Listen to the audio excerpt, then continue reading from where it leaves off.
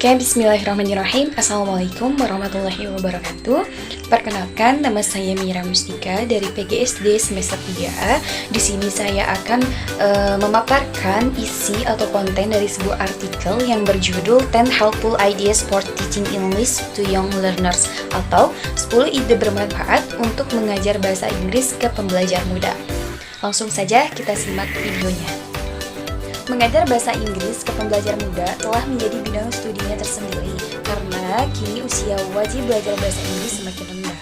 Nah, dipercaya secara luas bahwa memulai studi bahasa Inggris atau belajar bahasa Inggris sebagai bahasa asing sebelum masa kritis 12-13 tahun itu dipercaya akan membangun penutur bahasa Inggris yang lebih mahir. Namun, tidak ada bukti empiris yang mendukung gagasan tersebut. Tampaknya tingkat kemahiran itu bergantung kepada faktor lain seperti jenis program dan kurikulum, jam yang dihabiskan dalam pembelajaran bahasa Inggris, maksudnya jumlah jam yang dihabiskan dalam pembelajaran bahasa Inggris, serta teknik atau aktivitas apa yang digunakan dalam mengajar bahasa Inggris. Nah, ada 10 ide bermanfaat untuk mengajar bahasa Inggris kepada young learners atau pembelajar muda. Yang pertama, itu ada supplement activities, visuals, realia, and movement. Nah, pelajar muda atau young learners itu cenderung memiliki rentang perhatian yang pendek dan mereka itu lebih menyukai aktivitas fisik atau kegiatan yang nyata. Nah, salah satu cara untuk menarik perhatian mereka dan membuat mereka tetap terlibat di dalam kegiatan pembelajaran adalah dengan melengkapi kegiatan pembelajaran dengan kegiatan yang nyata, atau kita bisa menggunakan media-media yang nyata yang dapat dilihat secara visual, baik itu berupa mainan, boneka, atau benda yang cocok digunakan ke dalam misalnya cerita yang sedang kita ceritakan atau lagu yang sedang kita nyanyikan. Nah, ini juga dapat membantu membuat masukan bahasa itu lebih dapat dipahami dan dapat digunakan juga untuk kegiatan lanjutan seperti menceritakan kembali cerita atau permainan tebak-tebakan. Nah, gerakan juga termasuk ke dalam konsep visual. Nah, ini merupakan cara yang sangat efektif ya bagi siswa untuk memperoleh pemahaman bahasa mereka. Ya, seperti metode total physical response yang dimana anak-anak itu mendengarkan dan secara fisik menanggapi serangkaian instruksi dari gurunya. Nah, metode ini merupakan metode yang sangat populer ya di kalangan guru pembelajar muda. Nah, dengan metode ini kita bisa menggunakan metode ini sebagai teknik dengan bercerita ataupun dengan lagu-lagu yang mengajarkan bahasa yang berhubungan dengan segala jenis gerakan atau aktivitas fisik. Nah, semakin menyenangkan bagi anak, itu akan semakin baik mereka akan mengingat bahasa yang dipelajari. Nah, selanjutnya, salah satu cara untuk membuat pembelajaran lebih menyenangkan adalah dengan melibatkan siswa secara langsung dalam penciptaan atau pembuatan media yang akan digunakan dalam pembelajaran bahasa Inggris.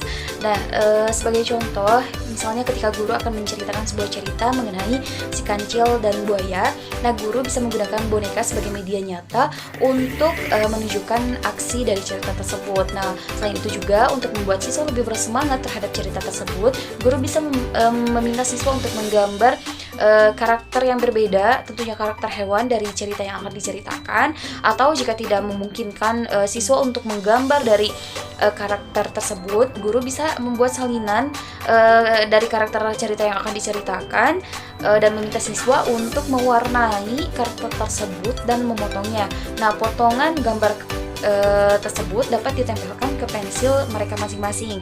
Nah, setelah mendongeng, guru itu dapat menggunakan gambar yang telah ditempel di masing-masing pensil siswa untuk memeriksa pemahaman plot cerita dan meminta siswa untuk berlatih bahasa dengan menceritakan kembali cerita tersebut menggunakan gambar yang telah mereka tempel di pensil mereka masing-masing.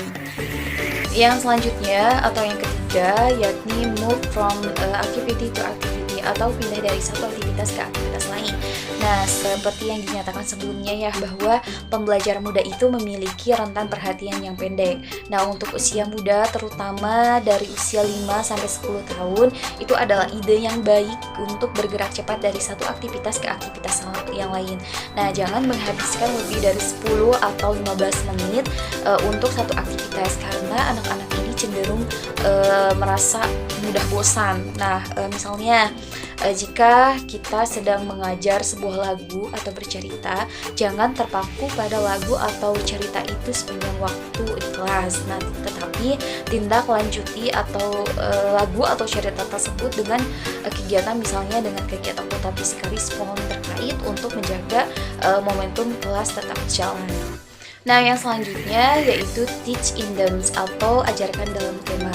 Nah, cara yang baik untuk merencanakan unit tema yang akan digunakan dalam pembelajaran bahasa Inggris itu adalah dengan mengeksplorasi konten apa yang dipelajari siswa di kelas mereka yang lain dan mengembangkan pelajaran bahasa Inggris menggunakan konten yang serupa. Nah, misalnya di kelas lain mereka itu belajar mengenai lingkungan. Nah, kita bisa menggunakan tema yang serupa yaitu lingkungan dalam pembelajaran bahasa Inggris. Nah, tema-tema yang umum yang dapat digunakan untuk very young learner itu misalnya tema binatang, tema teman, ataupun tema keluarga. Nah, seiring bertambahnya usia anak-anak, tema yang bisa digunakan misalnya tema tadi mengenai lingkungan, kewarganegaraan, ataupun yang lainnya. Yang selanjutnya, use stories and context familiar to student. Nah, saat kita memilih materi atau tema yang akan digunakan dalam mengajar bahasa Inggris, penting bagi kita untuk menemukan materi atau tema yang sesuai, yang berdasarkan dengan kemampuan bahasa siswa dan yang menarik bagi siswa. Nah, karena pelajar muda, terutama pembelajar sangat muda, itu baru mulai mempelajari konten dan cerita dalam bahasa ibu mereka di sekolah dan masih berkembang secara kognitif. Mereka mungkin masih memiliki pengetahuan dan pengalaman yang terbatas. Nah, hal ini berarti bahwa konteks yang akan kita gunakan saat mengajar bahasa Inggris harus konteks yang familiar bagi mereka. Nah, penggunaan cerita dan konteks yang mereka alami dalam bahasa ibu mereka ini dapat membantu pelajar muda dalam menghubungkan bahasa yang sama sekali baru dengan latar belakang pengetahuan yang sudah mereka miliki. Nah, guru dapat mengambil cerita favorit misalnya dalam bahasa asli, kemudian menerjemahkannya ke dalam bahasa Inggris. Contoh, ceritanya itu cerita tentang si kancil dan buaya yang kemudian diterjemahkan ke dalam bahasa Inggris pada saat mengajar bahasa Inggris tentunya. Dan yang selanjutnya yaitu menetapkan rutinitas kelas dalam bahasa Inggris. Nah, memiliki rutinitas dasar di kelas itu dapat membantu mengelola pembelajar muda. Misalnya, untuk menarik perhatian siswa sebelum membacakan sebuah cerita atau untuk menenangkan siswa sebelum suatu kegiatan dimulai, guru dapat bertepuk tangan dengan irama pendek untuk diulangi oleh siswa. Nah, setelah siswa tenang, guru dapat memulai pelajaran misalnya dengan menyanyikan lagu pendek yang sudah dikenali siswa, misalnya lagu alfabet ataupun lagu-lagu lain yang siswa sukai.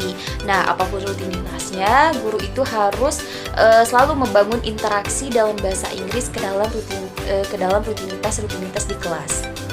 Yang selanjutnya yaitu gunakan bahasa pertama sebagai sumber daya bila diperlukan. Nah, singkatnya, penggunaan bahasa pertama di kelas dalam mengajar bahasa Inggris itu hanya sebagai sumber untuk meneruskan proses pembelajaran tanpa menjadi terlalu bergantung padanya. Nah, jadi penggunaan bahasa pertama itu hanya sebagai sumber daya bila diperlukan dan lebih diutamakan menggunakan bahasa Inggris. Nah, alasannya yaitu untuk memberikan siswa paparan maksimal dalam bahasa Inggris. Yang kedelapan yaitu bring in helpers from the community. Dan yang kesembilan, kolaborasi dengan guru lain di sekolah. Nah, berkolaborasi dengan guru lain di sekolah ini berguna untuk membuat pengalaman belajar siswa akan lebih kaya. Nah, karena siswa itu belajar bahasa lebih baik jika dikaitkan dengan kehidupan nyata mereka. Nah, ada baiknya untuk kita mempertimbangkan apalagi yang mereka pelajari di hari sekolah selain bahasa Inggris. Nah, sebagian besar kehidupan anak-anak itu berputar di sekitar rumah dan sekolah. Nah, jadi cobalah untuk berkoordinasi dengan guru lain untuk mencari tahu apa yang relevan bagi siswa. Kemudian tambahkan instruksi bahasa Inggris di dalamnya. Nah, ini dapat membantu dalam menciptakan pelajaran yang lebih efektif bagi siswa dan dapat meningkatkan kemampuan siswa untuk membuat hubungan antara bahasa dan konten. Dan yang terakhir yaitu communicate with other teaching English young learner professional. Nah, meskipun berkolaborasi dengan guru lain di sekolah dapat membantu untuk melihat konten apa yang paling relevan bagi siswa, penting juga untuk tetap berhubungan dengan profesional teaching English young learner lainnya, baik di area lokal maupun internasional. Nah, melakukannya bisa dengan melalui organisasi profesional lokal dan internasional, program in-service atau kursus pendidikan khusus seperti kursus teaching English young learner online yang dapat membantu guru tetap mengikuti tren di lapangan. Nah, yang terpenting tetap berhubungan dengan profesional teaching English young learner lainnya yang dapat membantu membangun ide dan solusi baru untuk menyelesaikan masalah yang dihadapi oleh guru dalam mengajar bahasa Inggris. Nah, itu tadi pemaparan isi atau konten dari sebuah artikel yang berjudul 10 ide bermanfaat untuk mengajar bahasa Inggris ke pembelajar muda. Terima kasih. Wassalamualaikum warahmatullahi wabarakatuh.